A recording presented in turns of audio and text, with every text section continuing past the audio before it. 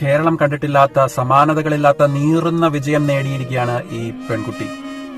അതായത് ഹീറോയിസം എന്നുള്ളതൊക്കെ വെറും ചെറിയ വാക്കാണ്, അതുക്കും മേലെയുള്ള വിജയമാണ്. ഇവിടെ ആ വിജയത്തിന്റെ പിറകിൽ നീറുന്ന സാഹചര്യങ്ങളെ നേരിട്ട് അതിജീവിച്ച ഒരു കുട്ടിയുടെ കഥയാണിത്. ഈ കാണുന്നതാണ് അക്ഷയയുടെ ഓലമേഞ്ഞ വീട്. ഇപ്പോഴത്തെ സാഹചര്യമാണെന്ന് നോക്കണം. ഇപ്പോഴത്തെ കാലത്ത് ഓലമേഞ്ഞ വീടാണ്, ഒറ്റ മുറിയാണ്, വൈദ്യുതി എത്താത്ത വീടാണ്.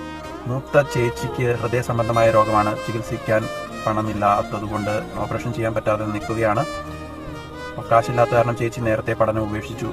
ഇപ്പോൾ ഈ കുടുംബം കഴിയുന്നത് കോഴിക്കോട് MVR ചാരിറ്റബിൾ ട്രസ്റ്റിന്റെ മാസം കൊടുക്കുന്ന 5000 രൂപയിലാണ് അവർ ഭക്ഷണം കഴിയുന്നത്. ഈ അക്ഷയ എന്ന പെൺകുട്ടി രാവിലെ 4:45 ബസ് പിടിച്ചിട്ടാണ് 30 കിലോമീറ്റർ അപ്പുറം പാലക്കാട്ട് ചെന്ന് ഈ സ്കൂളിൽ ട്രെയിനിങ് അറ്റൻഡ് ചെയ്ത് സ്കൂളിൽ പഠിക്കുന്നത്. ഈ കഴിഞ്ഞ ജില്ലാതലത്തിൽ മത്സരിച്ചപ്പോൾ പരിക്കേറ്റു. എന്നിട്ട് അതിന്റെ ചികിത്സയ്ക്കിടയിലാണ് ഇവിടെ വന്ന് സ്റ്റേറ്റ് ലെവലിൽ ഇപ്പോൾ വെള്ളി മെഡൽ നേടിയിരിക്കുന്നത്.